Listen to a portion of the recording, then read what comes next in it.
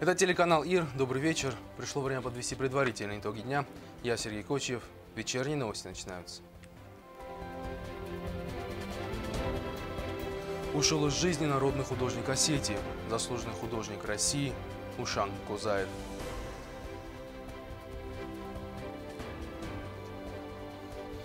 Единственный фарфоровый иконостас на всем постсоветском пространстве установлен в храме Рождества Пресвятой Богородицы в Цхинвале.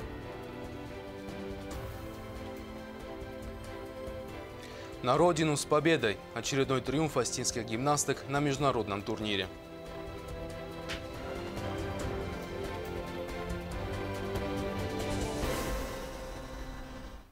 Начинаем наш выпуск с трагической новости.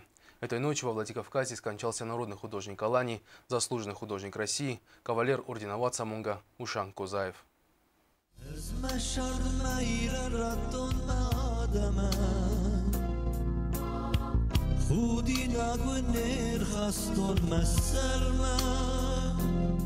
Ему покорилась неистовая стихия цвета. Вот перед смертью он оказался бессильным. Художественная школа Осетии понесла более чем невосполнимую потерю. Признанный мастер живописи, член-корреспондент Академии художеств России Ушан Козаев покинул навсегда свою безудержно любимую родину. Он уже не зайдет в родное Цхинвальское художественное училище, с которого началась его трудная, но грандиозная дорога в искусстве, оборванная так внезапно. Он ушел немного недопонятым. Хотел еще высказаться, выплеснуть ту неудержимую энергию, которая влекла его за собой всю жизнь, но судьба не дала ему завершить начатую великую эпопею. В искусстве он не привык смотреть по сторонам, ведь ему открылось то, что неведомо другим. Он знал, что идет единственно верным путем и не хотел останавливаться на достигнутом, будто предчувствуя изменчивость жизни.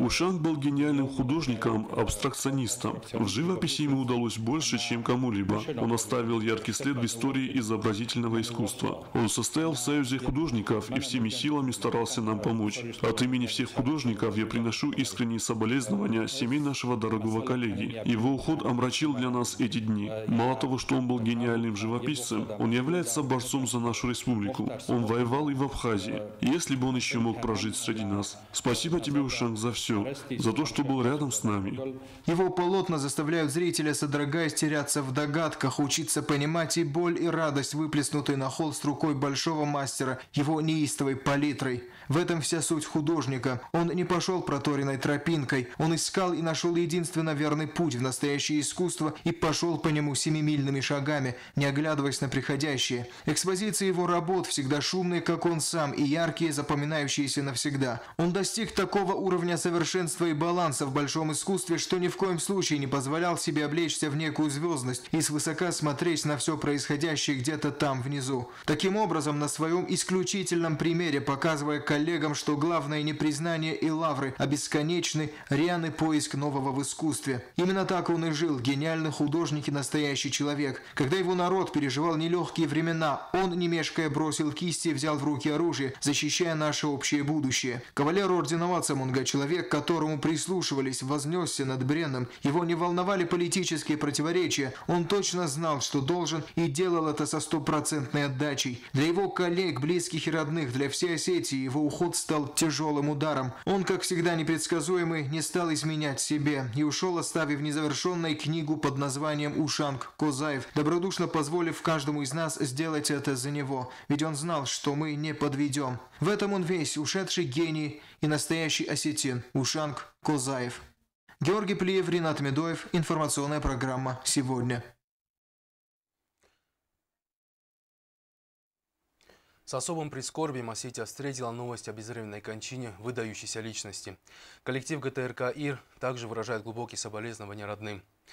Фильм Аллы Гаглоевой о жизни и творчестве Ушана Козаева смотрите после вечернего выпуска «Абун». Президент Анатолий Бибилов направил телеграмму с соболезнованием родным и близким выдающегося представителя современной абстрактной живописи, общественного деятеля Республики Южная Осетия, народного художника Южной Осетии, заслуженного художника России, заслуженного художника Северной Осетии, почетного члена и члена-корреспондента Российской академии художеств, кавалера ордена Вацамунга Ушана Козаева. Цитата. «В лице Ушанга Алексеевича Осетия потеряла одного из сыновей, прославившего свой народ, носителя лучших качеств гражданина и патриота своей родины. Он внес большой личный вклад в национально-освободительное движение осетинского народа. Обладая уникальным самобытным талантом, Ушанг Алексеевич оставил признанное во всем мире оригинальное художественное наследие. Осетинский народ по праву гордится им. В этот скорбный час разделяю вместе с вами горечь невосполнимой утраты и приношу вам глубокие соболезнования в связи с постигшим вас горем», говорится в телеграмме.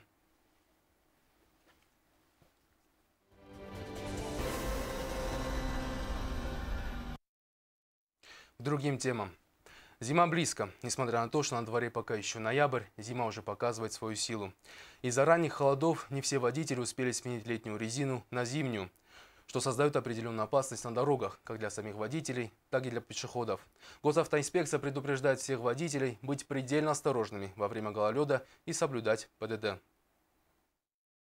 На дороге Цхинвал-Гуфта-Руг часто случаются дорожно-транспортные происшествия. Особенно они учащаются с наступлением холодов во время гололеда. Дорожные службы в этот период распыляют на дорожное полотно специальные реагенты и песок, чтобы не допустить его обледенения. Всего за зимний период ГУП «Дорекспострой» тратит около 400 тонн реагентов и столько же песка. Но это не является гарантией безопасности движения. Дело в том, что водители вовремя не меняют летнюю резину на зимнюю. А ведь для собственной безопасности необходимо с изменениями погодных условий вовремя поменять шины. Похолодало и пошел снег, поэтому водителям стоит проявить особую бдительность. Просим всех водителей поменять летнюю резину. Для нас всех трасса Цхинвал-Гуфта-Руг является очень важной, поэтому мы уделяем большое внимание этой дороге. Следим за ее состоянием. По технологии, как только снег перестает выпадать, мы начинаем распылять реагенты. Начальник управления госавтоинспекции Алан Джиуев также уверен, что личная безопасность водителей зависит от того, как они ведут себя на дорогах. На трассе Цхинвал-Гуфта-Руг за последнее время случилось 4 ДТП. Правда, без угрозы для жизни, но это лишь счастливый случай. В прошлом году на этой дороге произошли дорожно-транспортные происшествия со смертельным исходом. Погибли более 15 человек. Алан Джиуев предупреждает всех водителей, которые не поменяли летнюю резину и будут пересекать Ругский перевал, что они не будут пропускаться через пост ДПС, расположенный в селе Уанил. Когда изменяются погодные условия, все водители должны поменять летнюю резину на зимнюю резину, понимаете? И тогда уже будет, и для водителей самих будет это лучше, и для сотрудников государственной инспекции тоже будет, что вот эти ДТП не будут происходить. Раздарю автоводис дола, и реагента колтуши фаладжуди, раздарю один рошбашкоты на летних резинах, ну что они соблюдали правила дорожного движения. Значит, когда вот уже выпадает снег, погодные условия, когда они уже изменяются, то в это время увеличивается число наездов даже на пешеходов. И также я обращаюсь к пешеходам, чтобы они именно переходили в тех местах, где есть пешеходные переходы. Тогда можно четко сказать, что вот этих наездов на пешеходов у нас сократится до минимума. Я обращаюсь к дорожным службам нашей республики, чтобы они еще раз почаще обследовали дороги, чтобы они сыпали туда, чтобы не было выезда автотранспорта в Кувейт. Несоблюдение правил дорожного движения влечет за собой трагические последствия. Поэтому каждому водителю стоит задуматься над тем, что у него не две жизни, а всего лишь одна. И не стоит превышать скоростной режим, особенно на поворотах. Водитель должен думать не только о себе, но и о своих пассажирах. В том, что на этом участке часто случаются дорожно-транспортные происшествия, виноваты в основном сами водители. Несмотря на то, что на дорогах установлены знаки, указывающие водителям не превышать скорость, все же водители нарушают скоростной режим. Из-за превышения скорости машин на зимней дороге заносит на обочины, в кювет. Поэтому необходимо поддерживать автотрассу в должном состоянии. Наша съемочная группа проехала по дороге Цхинвал-Гуфта-Руг. Несмотря на непогоду, дорога чистая, обсыпана реагентами. Отметим, что несоблюдение правил дорожного движения наблюдается и в городе Цхинвал. Водители не соблюдают дистанцию, превышают скорость. Работа госавтоинспекции – предупредить водителей. А водитель должен соблюдать принятые правила поведения на дороге. Алена Утева, Азамат Кудзев, Александр Кочиев. Информационный выпуск сегодня. Члены партии «Единая Осетия» продолжают оказывать адресную помощь жителям республики. Сегодня представители партии преподнесли семье из города Цхинвал, где ребенок болен ДЦП, специализированную инвалидную коляску. Это многофункциональная коляска, которая во многом облегчит родителям ухаживать за ребенком. Коляска дорогостоящая, и семья была не в состоянии приобрести ее. Президент, конечно, откликнулся на эту просьбу и поручил через своего помощника и попросил партию «Единая Осетия» посодействовать в покупке инвалидного кресла для ребенка. И мы заказали это кресло, доставили буквально 2 дня назад, и мы сейчас хотим передать данной семье эту коляску через представителей нашей партии также. Эту коляску отвезут, передадут семье, девочке больной. И мы надеемся, что этой девочке эта коляска поможет быстрее восстановиться. И мы надеемся на то, что с девочкой все будет хорошо. Председатель партии «Единая Осетия» Алан Таттаев отметил, что члены партии не оставят нуждающихся один на один с бедой и по мере возможности продолжат оказывать им помощь. Продолжаем. Кто бы мог подумать, что у нас в обществе появится тема ВИЧ-инфекции, а уж тем более будем показывать по новостям. Но, к сожалению, сегодня эта тема актуальна. Во Всемирный день борьбы со СПИДом в Международном пресс-центре прошла пресс-конференция. Ирина Битьева продолжит. С 1988 года на всей планете проходит Всемирный день борьбы со СПИДом. Эта проблема, к сожалению, актуальна и для нашей страны. В Международном пресс-центре прошла пресс-конференция, посвященная борьбе с ВИЧ-инфекцией. Инициатором проведения встречи с журналистами стало Министерство здравоохранения и социального развития. В начале мероприятия всем собравшимся раздали красные ленты, символ памяти об умерших от СПИДа, символ надежды на исцеление и поддержки больных этой болезнью. На пресс-конференции показали небольшой фильм о первых ВИЧ-инфицированных и о самом заболевании. После этого приглашенный российский специалист, врач-инфекционист Светлана Константинова рассказала о необходимости хоть раз в жизни проводить проверку крови на ВИЧ-инфекцию. В случае, если результат теста окажется положительным, то человеку необходимо в дальнейшем соблюдать правила по безопасности. Было сказано и о страшной статистике. В России насчитывается более 1 миллиона ВИЧ-инфицированных. Из них в Северной Осетии 1500 человек. Сегодня в Южной Осетии, по официальным данным, 7 человек ВИЧ-инфицированных. Но на самом деле эта цифра может быть гораздо больше, так как в республике не всегда удается провести учет зараженных. Люди выезжают в Северную Осетию, где встают на учет и проходят лечение в СПИД-центре. Вы все прекрасно знаете, что наши граждане имеют двойное гражданство, поэтому, как было сказано выше, они, когда выявляют свой ВИЧ-статус, имеют возможность выехать за пределы нашей республики. Но, тем не менее, та информация, которая есть у нас на нашем уровне, на уровне нашего стационара инфекционного отделения при республиканской больнице, кабинета инфекционных заболеваний при городской поликлинике, у нас есть следующие данные. Значит, зафиксировано 7 случаев больных ВИЧ-инфекцией на разной стадии заболевания. Из этих 7 случаев 4 случая с летальным исходом. 4 случая с летальным исходом. Для решения проблемы с ВИЧ-инфицированными у нас в республике ведется работа над организацией службы по профилактике и борьбе приобретенной ВИЧ-инфекции. Служба предполагает открытие специального кабинета анонимного забора крови. В кабинете будет все необходимое для проведения тестов. Любой человек, который заботится о своем здоровье, может прийти в этот кабинет и сдать кровь на ВИЧ-инфекцию. Когда мы рассматриваем актуальность вообще создания службы ВИЧ-СПИДа в Республике Южная Осетия, мы, безусловно, понимаем, что мы несем определенную ответственность, и мы должны заботиться о здоровье тех, кто уже, возможно, инфицирован. Мы должны их обеспечить квалифицированной медицинской помощью, доступностью лекарственными препаратами и так далее. Но в то же самое время мы должны акцентировать с вашей, вот именно в этом моменте, с вашей помощью, внимание на том моменте, что, безусловно, мы должны дать людям возможность сохранить свое здоровье.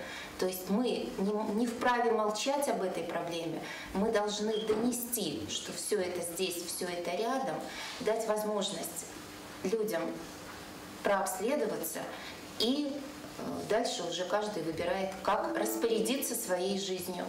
Как рассказали врачи-инфекционисты, организация службы по профилактике и борьбе приобретенной ВИЧ-инфекции не только будет способствовать выявлению заболевания, но и позволит проводить профилактические меры. Актуальность этой службы и в том, что в республике с открытием нового хирургического комплекса будет создана и служба донорства крови. Это позволит избежать отбора зараженной крови. Ирина Битева, Азамат Кудзев. Информационный выпуск сегодня. Полностью пресс-конференцию смотрите в нашем вечернем эфире. Долгожданное обновление иконостаса в храме Рождества Пресвятой Богородицы. Все православные вскоре смогут лицезреть фарфоровые лики на алтарных дверях храма. Марьяна Чочева продолжит. В храме Рождества Пресвятой Богородицы иконостас заказали из фарфора. 2 года назад мастер резьбы по фарфору Антон Петров впервые оказался в республике. Тогда и было запланировано обновить иконостас. Сначала придумался очень большой иконостас. Отец Яков хотел до самого верха его, потом как-то все это свою форму обрело в таком виде, в каком он сейчас есть. Потихонечку будем делать, и вы, наверное, если будете снимать, посмотрите. Поскольку мы давно этим занимаемся в Москве, иконы делаем, иконостас, вы знаете, я сделал в Сербии. То есть уже какие-то наработки есть, поэтому не просто с чистого листа я решил и начал это делать. У Антона Перова в Москве мастерская фарфора, где он работает со своей супругой. Каждый кусочек мозаики был привезен из Москвы. Задумка обновить иконостас в нашем храме пришла отцу Якову. Он же нам и сообщил, что второй такой иконостас в настоящее время есть только в Сербии. Уникальный и единственный на всю Осетию иконостас из фарфора полностью ручной работы теперь украшает храм Рождества Пресвятой Богородицы. Сцена последней трапезы Иисуса Христа со своими учениками и Тайная вечеря расположилась над алтарными дверями. Справа изображение Иисуса Христа, а слева лик Пресвятой Богородицы с младенцем. Отныне это главный архитектурный и смысловой элемент интерьера храма. Работы в храме еще продолжатся. Ориентировочно полный рисунок иконостаса мы сможем увидеть весной 2018 года. Марьяна Чочева, Заур Устаев. Информационный выпуск сегодня. Трудно представить национальную музыку без традиционной осетинской гармонии. И вот уже 3-й год в музыкальном училище детей учат играть на этом уникальном инструменте. Ведь любовь к национальному надо прививать с детства. Каких успехов смогло добиться отделение народных инструментов за такое короткое время в репортаже Елены Газаевой. В музыкальном училище имени Феликса Албурова 3-й год работает отделение народных инструментов. В середине 50-х годов гармоника вытеснила исконно национальные инструменты струнно-смычковые, в частности далафандер. По всей схожести музыкальной культуры народов мира, каждый из них имеет свой несомненный традиционный выбор музыкальных инструментов. Создавая национальный музыкальный инструмент, каждый народ вкладывал в них свою душу, знания и мудрость веков. На отделении народных инструментов у нас, домбра, гармоника национальная наша и аккордеон. Заведующий народным отделением Кумаритова Тина Джандеровна. Она заслуженный работник культуры и руководит еще нашим оркестром народных инструментов. Выпустились у нас в этом году 20 человек, из них 2 человека это народники. Татудаев Константин, который удачно поступил в Московский институт военных дирижеров, и Кочева Линда тоже удачно поступила в Нальчинский институт искусств. Какими предстают в понимании современного осетина традиционные народные инструменты? Прежде всего гармоника и доули. Однако ни гармонь, ни барабан не являются традиционными осетинскими инструментами и вошли в нашу музыкальную культуру народа относительно недавно. Впрочем, каждая эпоха определяла свой выбор музыкальных инструментов. Одни выходили из употребления, а новые инструменты по прошествии времени становились частью музыкальной традиции.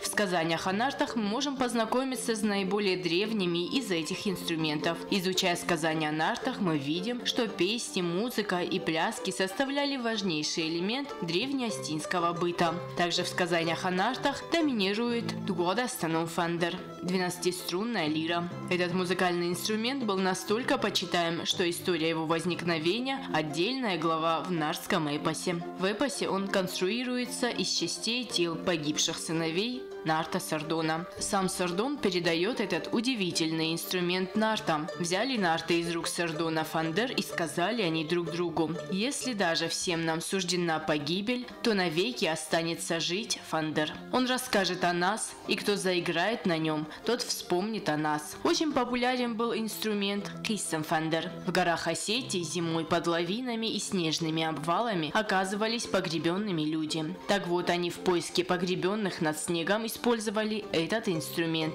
Музыкант продвигался над завалом, тихо играл на фандере и прислушивался. На том месте, где находился человек, тональность звучания заметно менялась. И тогда за дело брались люди с лопатами.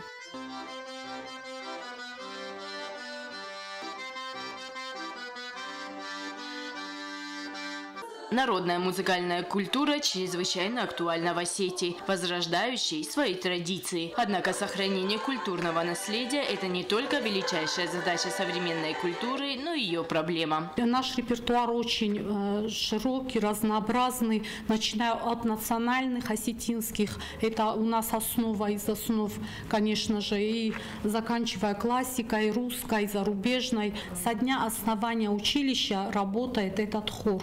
Дело в том, что меняется состав хора, как меняются студенты, приходят, уходят, так и меняется состав хора женского. Не всегда солисты и ансамбли, которые берутся исполнять народную музыку, действительно знакомы с ее спецификой и стилистикой. В результате вместо сохранения традиций происходит их искажение. В этом контексте чрезвычайно важной задачей является профессиональная музыкальная подготовка, которая может обеспечить грамотное исполнение репертуара осетинской народной музыки.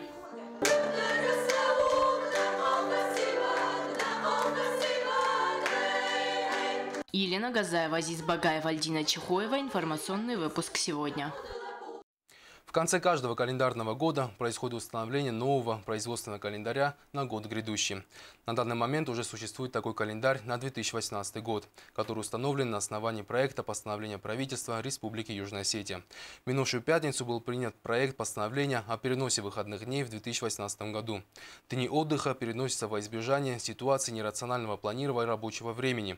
При совпадении выходного и нерабочего праздничного дня выходной переносится на следующий после него рабочий день. В 2015 году еще указом президента был утвержден перечень праздничных и выходных дней. Мы по нему работаем до сих пор и, наверное, будем работать дальше, пока не внесут соответствующие изменения. Каждый год правительство на основании вот этого перечня, утвержденного указом президента, и в соответствии с Трудовым кодексом оформляет переносы выходных дней на будущий год. Мы отдыхаем до 8 числа, то есть 8 января мы выходим на работу. Дальше мы уже отдыхаем по тем праздничным календарным дням, которые у нас, в принципе, есть. В прессе это все будет опубликовано, чтобы каждый человек уже, скажем так, имел под рукой и планировал свой график на грядущий год. «Подари крылья». С таким названием прошел благотворительный вечер в киноконцертном зале «Чермен». Кроме концертной программы с участием звезд Севера и Юга Осетии, в фойе зала прошла выставка картин, которую мог приобрести любой желающий. Все собранные средства с вечера будут перечислены онкологобольным детям. Подробности у Анжелы Кокоевой. Желание помочь людям, оказавшимся в беде, естественный порыв. На презентации детского благотворительного фонда помощи детям «Подари крылья», которая состоялась в Ацхинвале в Государственном киноконцертном зале «Чермен», присутствовало много людей. Каждый из них посчитал своим долгом находиться в этот вечер здесь и по мере своих возможностей помочь тяжело больным детям, нуждающимся в оказании материальной помощи для оплаты дорогостоящего лечения. Среди них руководство республики во главе с президентом Анатолием Бибиловым. Во время своего выступления Анатолий Бибилов отметил, что каждый из нас обязан протянуть руку помощи нуждающимся и выразил благодарность организаторам, которые объединили всех важной темой благотворительности. Детям, которые в какой-то степени по каким-то причинам оказались в тяжелой жизненной ситуации, дети, которые ограничены физически, и люди, которые вот этим детям оказывают помощь, они, наверное, действительно выдающиеся люди именно внутренней их составляющей. Я искренне благодарен, конечно, Кувребовой Татьяне за ее вот такое отношение. Я уверен, что представители политических партий, общественных организаций, общественно-политических организаций, просто организаций, я уверен, что они встанут рядом с этим фондом, станут рядом с нашими детьми, которые нуждаются во внимании, и все вместе, всем миром, всей Албанией мы будем помогать нашим детям. Татьяна Цхавребова рассказала, как возникла идея создания фонда. История немножко печальная, возникновение моего фонда, но пару лет назад онкологией заболела моя подруга. Лечение было долгим, трудным, и сидя с ней в коридорах этих больниц, мы видели этих детей, больных раком. Это белые лица детей, без волос, безжизненные. И тогда у нас с ней стала возникать идея о создании подобного фонда у нас в Южной Осетии. Но после того, как она излечится от своего недуга. Но судьба распорядилась иначе. Ее больше с нами нет. Мы нашли в себе силы создать его, дальше действовать в память о ней, о человеке, который безумно любил этих детей.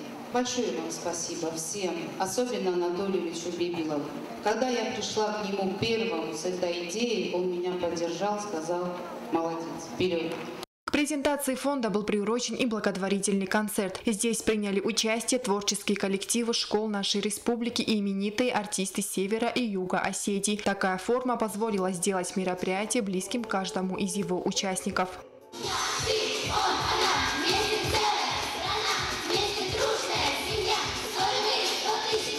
В фойе киноконцертного зала была открыта выставка юных художников. Большое спасибо организаторам. Это настолько благое дело. Ведь, вы знаете, это горе, это несчастье, оно вокруг и рядом с нами.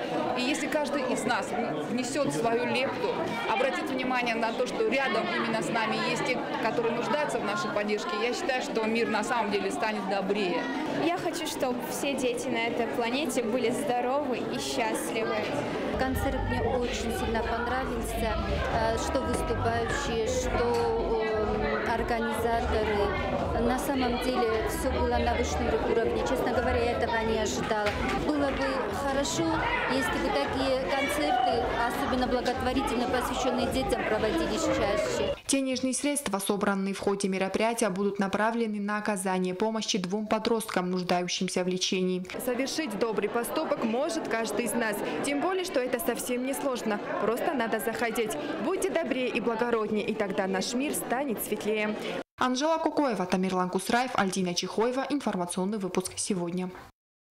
Как сообщает командование 4-й военной гвардейской базы Российской Федерации, дислоцирующейся на территории Южной Осетии, в период с 1 декабря по 25 апреля 2018 года в районах населенных пунктов Тлиакан, Гоцмаста, Дитхев, Цалцминда, Залда, Чиртина, Мамита, Уанат и Ортеу будут проводиться ротные тактические учения с боевой стрельбой с привлечением подразделений 4-й военной базы. Просим быть предельно внимательными местное население, не оставлять детей без присмотра, исключить появление домашних животных и автотранспорта на дорогах вышеуказанных поселений. Ну а далее новости из спортивного мира.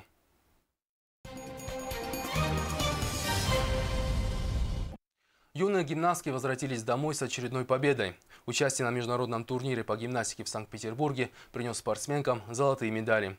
Жюри очень высоко оценили выступления наших девочек и пригласили их на очередные соревнования. С чемпионками пообщалась наш корреспондент Эльвира Тибилова. Юные гимнастки Южной Осетии стали победителями открытого турнира «Северная Венеция» по эстетической гимнастике, проходящего в Санкт-Петербурге. Организатором турнира выступила региональная общественная организация «Санкт-Петербургская спортивная федерация эстетической гимнастики». Наши гимнастки заняли первое место среди сильнейших команд в своей возрастной категории. Он проходит в Санкт-Петербурге ежегодно. Это традиционный турнир. И так сложилось, что мы вот в этом году только сумели туда попасть, на этот турнир. И сложилось это, как оказалось, лучшим образом, потому что мы были, оказывается, готовы к этому турниру и заняли там первое место, что для нас тоже, в принципе, было, неожиданностью приятной, потому что мы не знали своих соперников. Это очень сложные были соперники, их было много. И было очень приятно. Мы эстетической гимнастикой занимаемся неполных 3 года. А эти города все занимаются более 10 лет уже в этом виде спорта. Они работают. И вот наши дети оказались первыми. Очень приятно это было. По словам Зимы Цхавребовой, на международном турнире были представлены лучшие команды по эстетической гимнастике. В программе турнира выступили 5 возрастных категорий от 6 до 16 лет из разных городов России и различных стран, включая Эстонию и Белоруссию. Наши юго-остинские гимнастки выступали в возрастной категории от 8 до 10 лет и стали лучшими среди 16 команд. Когда мы туда приехали, то когда пришли, мы сразу начали делать разминку, растяжку и начали делать свои упражнения. Наши тренеры нас не пускали смотреть на другие команды, чтобы мы не волновались еще сильнее. Но потом, когда мы выступили уже, тогда нам уже разрешили смотреть на другие команды. Нам очень понравились остальные все команды. Больше всего мне понравилась команда из Краснодара. Там были очень сильные команды. Мне понравилась больше всего команда «Импульс» из Москвы. Мы выступили очень хорошо, артистично. Мы танцевали танец пиратов. Мы показывали и пиратов, и радость. Там было очень хорошо. Мы радовались, когда заняли первое место. Мы были в музее Эрмитажа. Там было очень хорошо. Было много картин и красиво очень. Жюри оценивало буквально все – согласованность, синхронность выполнения упражнений, правильное использование пространства площадки, костюмы. Композиция юго-остинской команды «Пираты» была признана одной из лучших, а команда наших девочек была причислена к группе сильнейших команд. Президент Федерации гимнастики отметила серьезную конкуренцию, которая была в каждой возрастной группе. Тем более ценной и значимой стала победа наших гимнасток.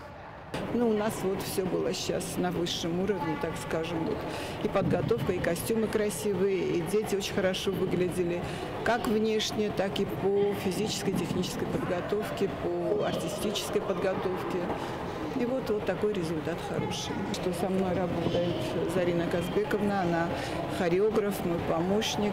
Что касается программы, я даже не субъективно сужу, а чисто объективно. Наша композиция была одной из лучших. Имеет огромное значение хореограф-постановщик. И вот в прошлом году, как раз вот в это время, я пригласила Санию Глызину. Это топовый хореограф, она одна из лучших в России. Ее приглашают по всему миру и по России тоже на постановке. Вот она нам поставила эту композицию. И вот с этой композицией мы вот так вот победно выступили хорошо. Грамотами и благодарственными письмами были отмечены и тренера команды Зима Цхавребова и Зарина Тедеева. Наши гимнастки получили приглашение на несколько соревнований по эстетической и художественной гимнастике и после перерыва намерены готовиться к новым состязаниям. Приглашений много бывает, потому что, во-первых, потому что нас уже знают, во-вторых, потому что нас знают в 2 видах спорта. Вот эти дети, которые сейчас выступали, они частенько выступают в 2 видах спорта, в художественной гимнастике и в эстетической гимнастике. За всем этим стоит огромный труд. И наш преподавательский, и большой труд детей. Вот. И когда вот мы ехали сюда, даже по дороге я уже получила приглашение с Владикавказа на участие в соревнованиях по художественной гимнастике и по эстетической гимнастике. Спорт и спортивная работа устроена так, что надо выделять время и на подготовку тоже, потому что программу все время надо усложнять, ее надо оттачивать. И поэтому какое-то время на подготовку мы обязательно должны выделять. Ну и мы будем участвовать, естественно, во всех соревнованиях, в которых мы сумеем участвовать, и будет возможность участвовать обязательно. Финансовую помощь в организации поездки команде оказали глава государства и руководство спортивного комплекса «Олимп». Активную поддержку проявила и осетинская диаспора Санкт-Петербурга. Эльвира Тебилова, Ринат Медоев. Информационный выпуск сегодня. Далее вас ждет прогноз погоды на завтра.